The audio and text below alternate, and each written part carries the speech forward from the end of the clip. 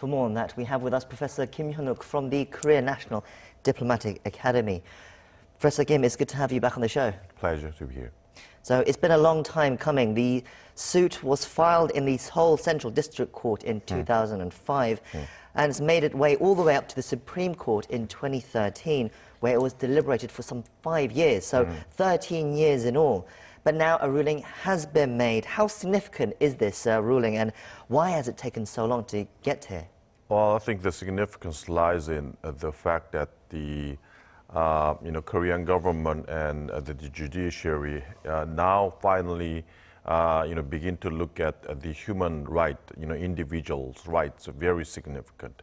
Before there were some debates and arguments that this issue has been already settled up by Japan-Korea's bilateral agreement, which has happened in 1965. And this issue has been tossed back to South Korea because that was rejected in Japan. And finally, it took also much time until this final ruling verdict because previous government for almost 5 years they had to take a look at the U.S., South Korea and Japan trilateral relationship, and U.S. really wanted Japan's Korea relationship to be solid for the Asia strategy of the U.S. During the time, the Obama government. So I think even though there were some the voices coming out of these people who were the victims of the Japanese forced labor issue, this issue was just covered and buried by the bilateral relationship between South Korea and Japan. So I think that this has been finally revealed and came up, and the verdict became the one that has been supporting the individual right of these people. I think that is the most important significance of this verdict, I think. Yes, this seemed to be wrapped up in a political sphere as well. From the Japan's point of view, I mean, this suit only came to South Korea because it was originally rejected by Japanese high courts back in 1997 and 2003. Various arguments have been made by Tokyo, but what is Tokyo's main arguments against rejecting these claims made by these victims? In 1965, there was bilateral agreement between South Korea and Japan about the about the victims of Japanese ruling, and that includes compensation by the Japanese government to the South Korean government in all the issues, for example, comfort woman issues, and also several other victims. But the thing is that's Japanese government's argument that this already has been settled in the 1965 bilateral agreement. But the thing is that in that agreement, the forced labor issue, that agenda has not been included. So these people have been arguing that that issue is something not included in the 1965 agreement. Issue should be raised by individual lawsuit, and then that finally came up with this result outcome. And the second, position of Japanese government, maybe this is not the government's position, is that those are the companies, for example, Nippon Steel and Sumitomo Metal corporations. Their response is that this is something that happened, a long time ago. Much time already have passed, and former company Japan Iron and Steel, that is the responsible company, not the current company. So that and the current companies, even though it's the same company, but they argue that they are the two different companies. And that's Japanese companies' argument or response to this issue. Unfortunately, again, Tokyo has responded and saying they regret this, the fact that South Korea has made this decision and that they will respond in kind and maybe even take it up into international courts to fight it. as we said earlier, this is not just an issue with the victim, this is a political issue as well between the two governments, and there now seems to be a strain, possible strain on the bilateral relations. I mean, how do you think it will play out? You know, will Japan go to international courts, and how do you think it will affect South Korea and Japanese relations at this time? Yes, you're right. This is very political and, you know, two countries' relationship issues. Even though the final verdict has been something that supports the victims of labor force, you know, next step that we have to take a note is what would be the government's response, both Japanese and South Korean government. Even though the current Moon Jae-in government, I think, would pretty much act in parallel with the verdict, but I think still they have to take into account of the relationship with Japan, because the relationship is also in kind of way affecting the South Korean agenda, diplomatic agenda. For example, the peace process and the denuclearizing North Korea issues, all that kind of things. So what will be the South Korean position in dealing with this verdict vis-a-vis Japanese government? That's the first thing we have to think about.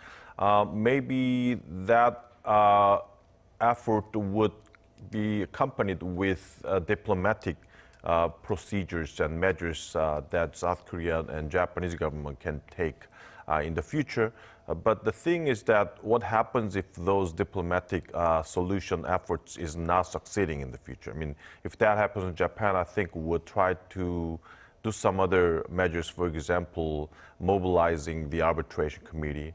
And if that becomes a failure again, I think they will, you know, finally try to, make a lawsuit at the ICJ, which is International Court of Justice, which I think would be a very serious situation. The good thing is that South Korea has not accepted a forced right of ICJ, which means that South Korea cannot be, enforcibly, go into the lawsuit made by Japan. So that's something lucky, fortunate. But still, making this issue and taking it to the ICJ lawsuit is not a good thing for the relationship between two countries. Unfortunately, there's also very little that can be done for these victims while this situation is still like this with a political impasse. And there are other similar cases that are being reviewed in South Korean courts currently, up to 13, I believe, 2 in the Supreme Court as well. And let's hope that similar verdicts do come out for these victims as well, and some other resolution can be reached for them as well. We're going to shift focus now to some other developments that have taken place over the last couple of days to get your opinion on it while we have you here today, and that's on North Korea. So Stephen Biegun, the US representative, special representative on North Korea, has completed his trip to Seoul, meeting with a series of senior South Korean officials, and one of the outcomes that has come out of it seems to be the establishment of a working group between South Korea and the US on North Korea. Now, this was released by the US State Department. What do we know about this working group, which is what is being called, and do you think it will help the kind of communication and cooperation between US and South Korea? Yes, the working level negotiation between North Korea and the US, it's very, painstaking procedure.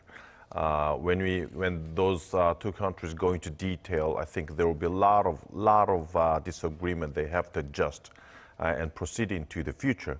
Representative Biegun this time visited South Korea, and the interesting thing was that he visited so many people in South Korea. He met, Security Advisor Chung Eui-yong, met Foreign Minister Kang Kyung-hwa, met Unification Minister, and also met some other significant person, which is the Chief of Staff, Lim. So there were questions why he's meeting so many people. The final outcome was, you said, that a working group. And the meaning of working group is that it has to come up, two countries has to come up with close coordination and adjustment in every field. For example, the field of denuclearization, the field of sanction issues, and field of North-South cooperations.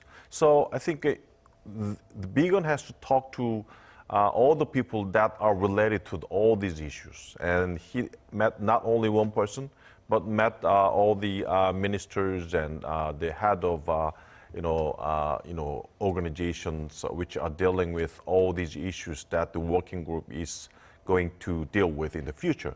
So I think Bigon's visit to South Korea, insofar as these issues, I think was very successful, and not only taking some active channels and communications between U.S. and South Korea, but making the working group and making this an all-time surveillance system. I think this will be a really effective mechanism for the two countries to coordinate in the future.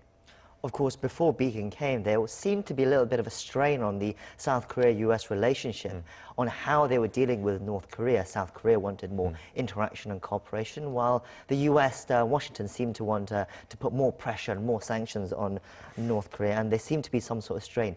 Do you think that strain has now been eased somewhat by Stephen Bigon's trip? We'll see how it goes. I mean, at least they have made the working group, which is a very good communication channel and mechanism that can solve the disagreement issues between two countries. You know what, the U.S. biggest concern about these issues so far is not denuclearization of North Korea. I think there are some, already existing skepticism within the United States about denuclearization of North Korea. Maybe President Trump and Trump government and those people talking and dealing with North Korean delegates, I think they're trying to denuclearize North Korea, but they have in some sense, thinking that, oh, maybe North Korea would not denuclearize itself. I mean, we are trying hard and fast, but we'll see how it goes. That kind of, mindset. But the bigger concern for the U.S. for now is the U.S.-South Korea alliance. I mean, in the process of denuclearization and peace process, what if U.S.-South Korea goes into the different directions in their policy towards North Korea, finally leading to the weakening of the alliances? I think that's the bigger concern for the United States, and I think the meaning and the background of significance of working group, I think, lies in that kinds of positions of the United States. Well, that's where we're going to have to wrap it up. Thank you for your thoughts, as always, Professor. Okay, thank you.